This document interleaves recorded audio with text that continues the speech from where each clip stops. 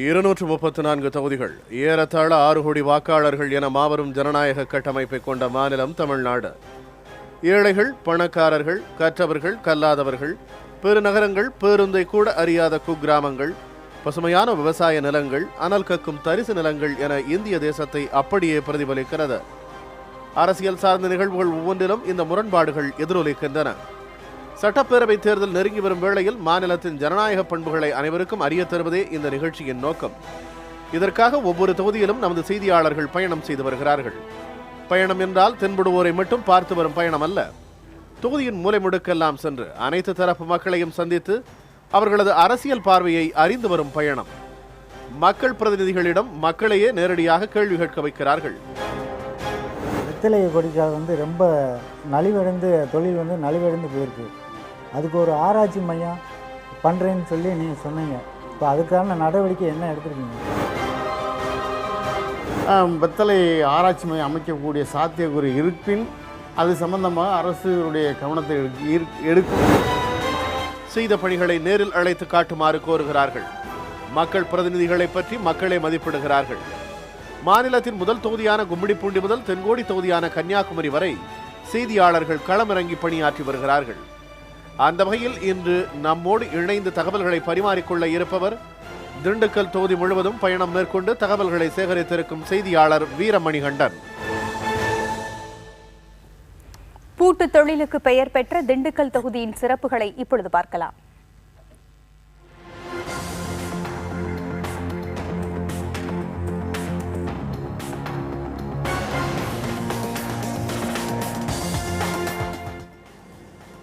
திண்டுக்கல். இந்த தொகுதியில் திண்டுக்கல் தாலுகாவில் உள்ள செட்டிநாயக்கன்பட்டி, தாமரைப்பாடி, பெரியகோட்டை உள்ளிட்ட கிராமங்கள் இடம்பெற்றுள்ளன. மாநில தலைநகர் சென்னையிலிருந்து சுமார் 420 கிலோமீட்டர் தொலைவில் உள்ளது திண்டுக்கல். ஹைதர் அலி காலத்து மலைக்கோட்டை திண்டுக்கல் தொகுதிக்கு தனித்த அடையாளத்தை தரும் இடமாக உள்ளது. 17ஆம் நூற்றாண்டில் கட்டப்பட்ட இந்த கோட்டையானது ஹைதர் அலியின் ஆட்சி காலத்தில் முக்கியத்துவம் பெற்றதாக இருந்தது. ஆங்கிலேயர் ஆட்சி காலத்தில் இந்த கோட்டை இராணுவ தளமாக பயன்படுத்தப்பட்டது. இங்குள்ள ராஜராஜேஸ்வரி கோவில், கோட்டை மாரியம்மன் கோவில், பேகம்பூர் பெரிய பள்ளிவாசல் போன்றவை இத்தொகுதிக்கு சிறப்பு சேர்க்கும் இடங்கள். திண்டுக்கல்லில் பூட்டு மற்றும் இரும்பு பெட்டிகள் செய்யும் தொழில் முதன்மையானதாக உள்ளது. தோல் பொருள்கள் உற்பத்தியும் இங்கு சிறிய அளவில் நடக்கிறது. மலைப்பகுதிகளில் விளையும் காய்கனிகளை சந்தைப்படுத்த மொத்த விற்பனை நிலையங்கள் திண்டுக்கல்லில் அமைந்துள்ளன. திண்டுக்கல் தொகுதியின் மொத்த வாக்காளர்களின் எண்ணிக்கை 2,47,238. இவர்களில் ஆண்கள் 1,21,402 பேர், பெண்கள் 1,25,796 பேர், மூன்றாம் பாலினத்தவர் 40 பேர். இந்த தொகுதியின் தற்போதைய சட்டமன்ற உறுப்பினர் மார்க்சிஸ்ட் கம்யூனிஸ்ட் கட்சியின் பாலபாரதி. கடந்த 3 சட்டமன்ற தேர்தல்களில் திண்டுக்கல் தொகுதியிலிருந்து தேர்ந்தெடுக்கப்பட்டவர் இவர். திண்டுக்கல் தொகுதியில் நடந்த முந்தைய சட்டப்பேரவை தேர்தல்கள் குறித்து சற்றே திரும்பி பார்க்கலாம்.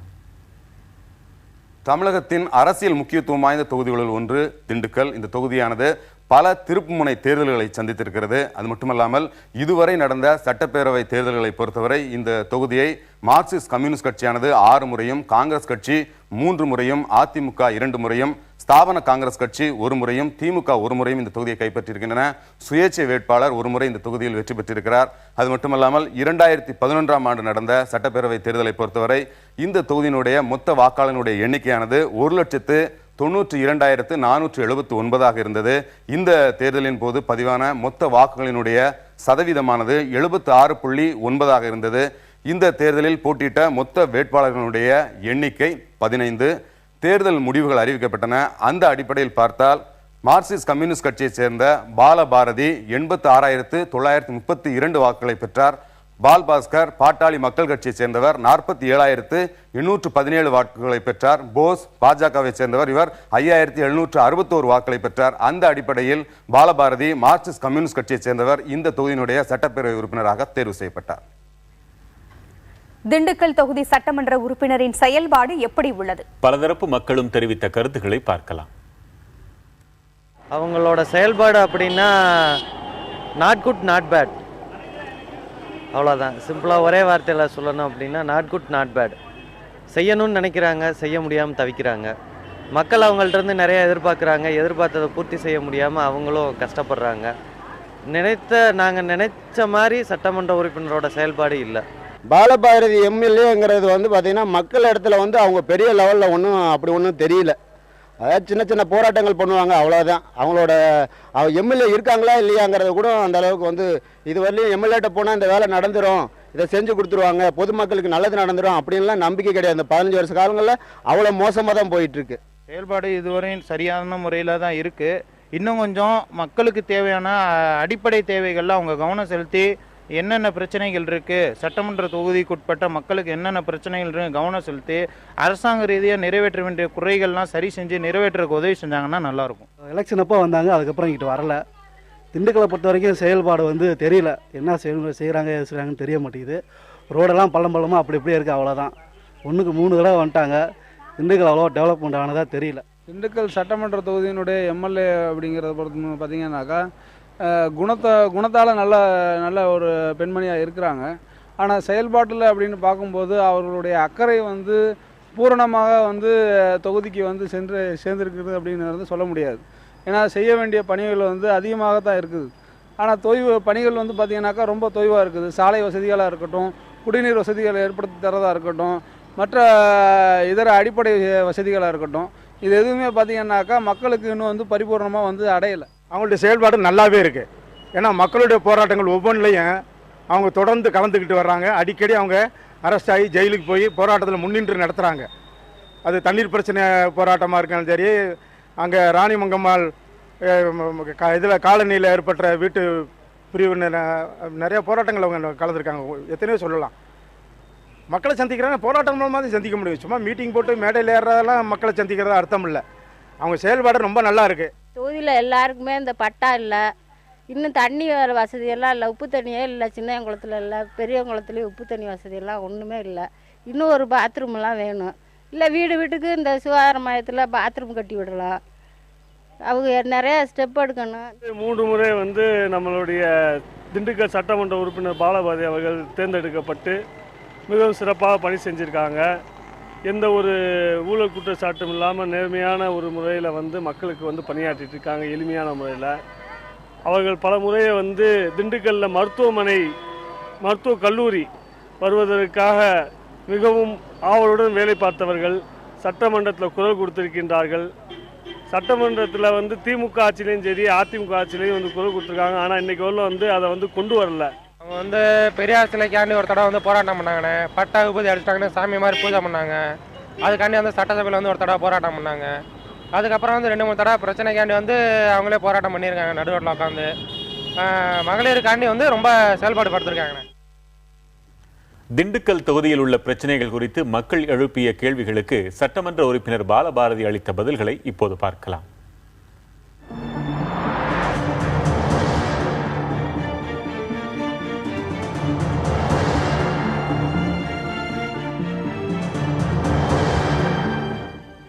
திண்டுக்கல் தொகுதியில் மக்களின் நீண்டகால கோரிக்கைகள் பல நிறைவேற்றப்படாமல் உள்ளன. தங்களின் கோரிக்கைகள் தொடர்பாக என்ன நடவடிக்கைகள் எடுக்கப்பட்டிருக்கின்றன என்பதை அறிந்து கொள்ளும் பொருட்டு சட்டமன்ற உறுப்பினர் அலுவலகத்திற்கு சென்றனர் அத்தொகுதிவாசிகள். நமது செய்தியாளர் முன்னிலையில் பாலபாரதியிடம் தங்கள் கேள்விகளை அடுக்கினர். நீங்கள் வந்து வெற்றி அடைஞ்சதுக்கு பின்னாடி மக்களை வந்து நேரடியாக நீங்கள் சந்திக்கவே இல்லை. எந்த தொகுதி பக்கட்டும் நீங்கள் எந்த பக்கட்டும் நீங்கள் வரல.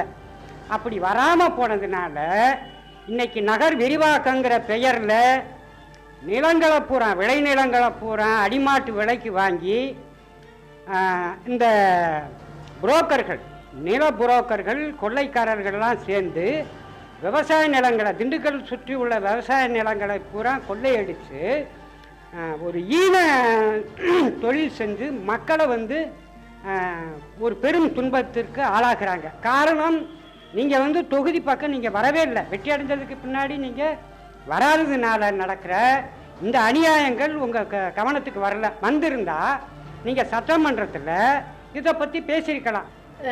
தொகுதி பக்கமே வர்றதில்ல அப்படிங்கிற விமர்சனம் சரியானதுன்னு நான் பார்க்கலைங்கய்யா. முடிஞ்ச வரைக்கும் நான் தொகுதி பக்கம் போயிட்டுருக்கேன். என்னுடைய முழு நேர வேலையே, இயக்க வேலையே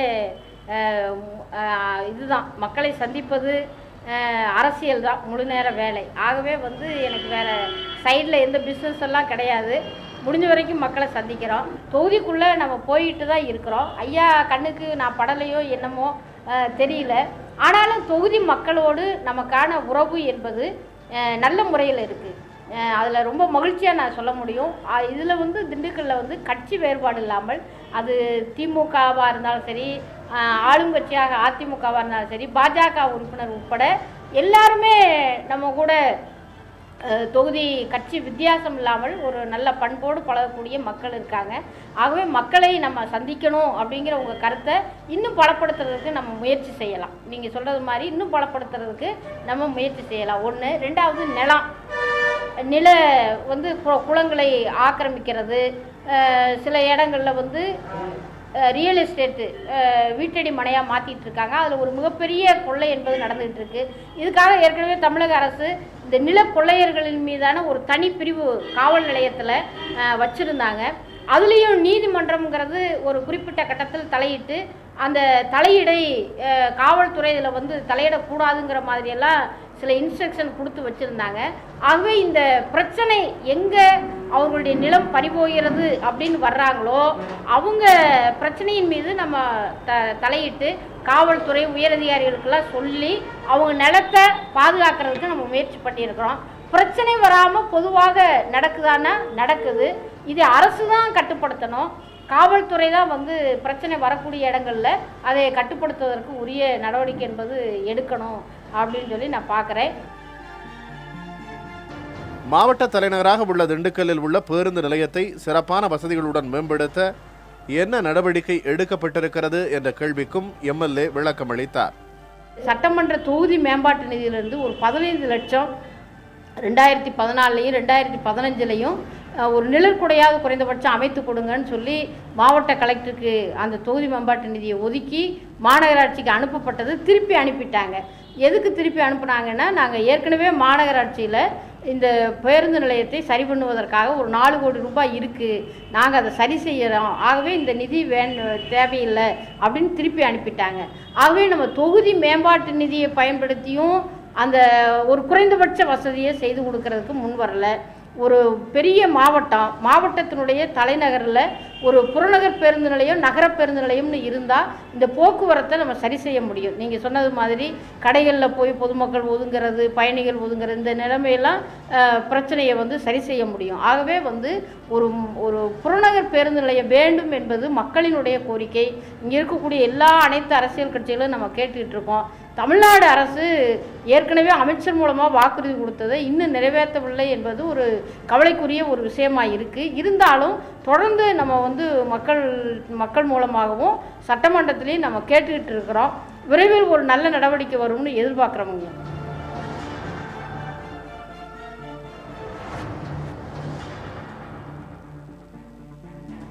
மேலும் தொழில்துறை மேம்பாடு, மகளிர் பாதுகாப்பு, மருத்துவமனை வசதிகளை அதிகரித்தல் உள்ளிட்ட மக்களின் கேள்விகளுக்கும் எம்எல்ஏ பதிலளித்ததோடு தொகுதியில் வளர்ச்சிப் பணிகள் நடைபெற்று வரும் இடங்களுக்கு நேரில் அழைத்துச் சென்றும் விளக்கம் அளித்தார்.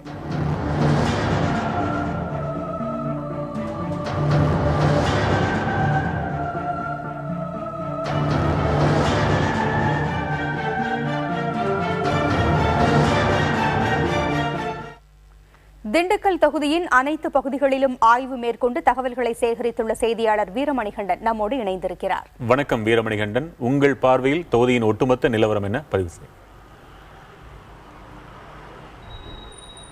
திண்டுக்கல் தொகுதி என்றாலே திண்டுக்கல் பேர் போன, அதாவது அடையாளம் காணக்கூடிய தொழில் வந்து பூட்டுத் தொழில் தான். இந்த பூட்டுத் தொழிலானது தற்போது நலிவடைந்து பூட்டுத் தொழிலை நம்பியிருந்த தொழிலாளர்கள் ஆயிரக்கணக்கான பேர் இன்று திண்டுக்கலை விட்டு வெளியூருக்கு பயணம் மேற்கொண்டு வேலை பார்க்கும் நிலை தான் காணப்படுகிறது.